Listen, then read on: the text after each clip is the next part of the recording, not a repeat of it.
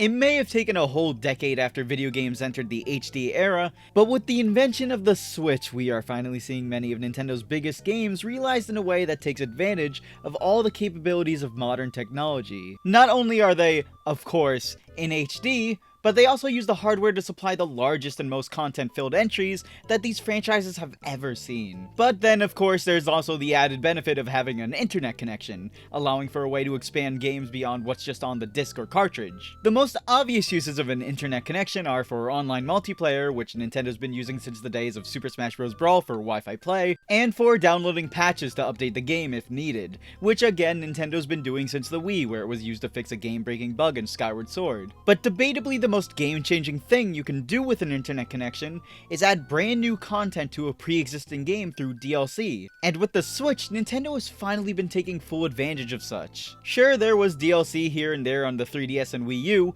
with stuff like extra missions being sold for Pikmin 3, and of course Super Smash Bros. Fighters being sold for Super Smash Bros. For 3DS and Super Smash Bros. For Wii U, but with the Switch, they've really gone all out. Just about every one of their biggest releases have seen major expansions added to the game in the form of paid DLC. Splatoon 2 had the Octo expansion, Breath of the Wild had 2 entire DLC packs, Pokemon had the Crown Tundra, even Xenoblade Chronicles 2 had Torna, which was basically a whole nother game. So I've always wondered, why is it that the latest entry in Nintendo's largest ever franchise, Super Mario Odyssey, doesn't have any paid DLC?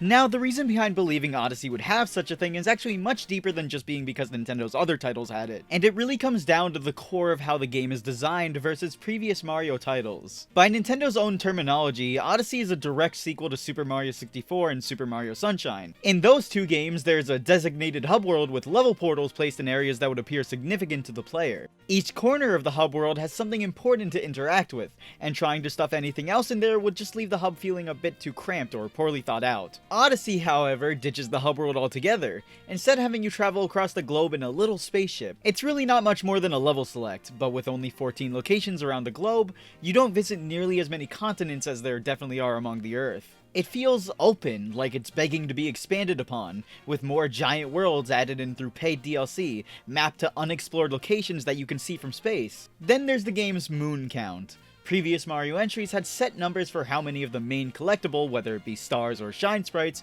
could be grabbed throughout the game. 64 and Sunshine were both 120, 64 DS was 150, and Galaxy 1 and 2 were technically 240 each. Odyssey doesn't really have this. Sure, there's technically 880 unique moons made to be collected, but you can just keep buying moons until you reach 999, making it so 119 of the moons that count towards completion are just grinded for through coins, rather than having unique missions in their place. It's an interesting choice, as it feels like a cheap way to boost the game's moon count, but knowing the game's count can go up to 999 without buying those extra moons, it leaves open space for more unique moons to be added in through DLC, much like how Super Smash Bros. Ultimate's stage select screen left blank spaces for the stages that were going to be added as part of the Fighter's Pass. But nothing supported the idea that Odyssey would have paid DLC, like the mystery of whatever happened to Isle Delfino. With the game's overbearing theme of travel, it would only make sense that you would also visit locations seen in previous Mario entries, more particularly Mario Sunshine's Isle Delfino. Sunshine was a game that, to an extent, was also based around the theme of traveling, being that it was about a vacation taking place on a little tropical island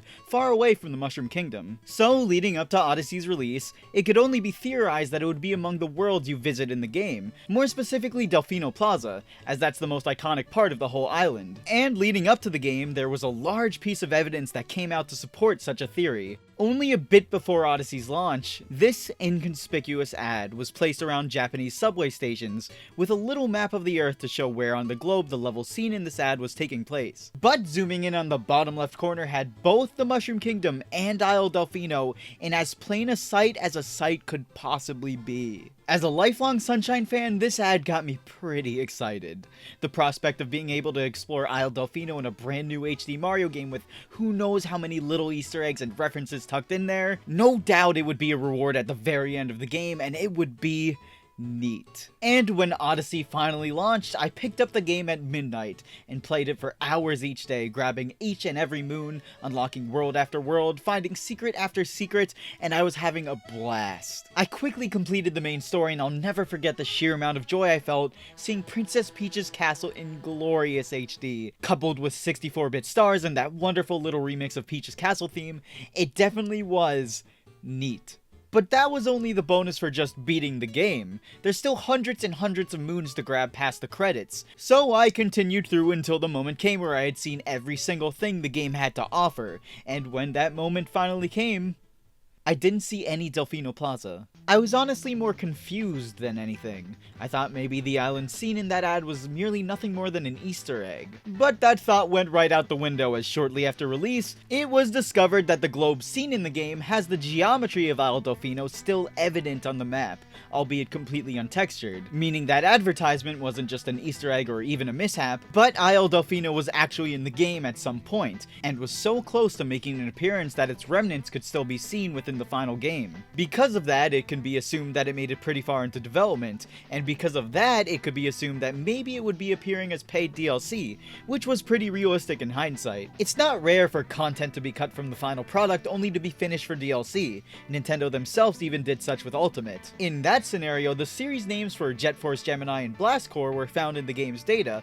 both being Rareware IPs presumably planned as spirits, which was strange as you'd expect Banjo-Kazooie's name to be found in there as well, being that it's easily their most prolific IP, which raised suspicions as to why those other two franchises were found in there at all. Sure enough, only half a year after Ultimate's release, Banjo and Kazooie were finished up and ready to debut as part of Ultimate's Fighter Pass 1, so it was completely reasonable to assume this kind of thing could also happen with Isle Delfino. But unfortunately, in Odyssey's case, it wouldn't be long before this hope was put to a complete stop. You see, for each world in Odyssey, there's a costume that you can buy at the in-game shop that coincides with the world's theme. You get the caveman outfit in Cascade Kingdom, you get the poncho and sombrero in Sand Kingdom, you get the swimsuit in Lake Kingdom, and so on. Most importantly though, in the Mushroom Kingdom, you obtain the Mario 64 suit. Really the only thing that would make sense to obtain from a world that's mainly themed around Mario 64. So of course, if there was a Sunshine-related world added to the game, it would be presumed that the costume found in that kingdom's store would be the tropical shirt and shades that can be found in the original game. And the lack of any such costume, despite the fact that just about every other outfit Mario has ever worn was stuffed into this game,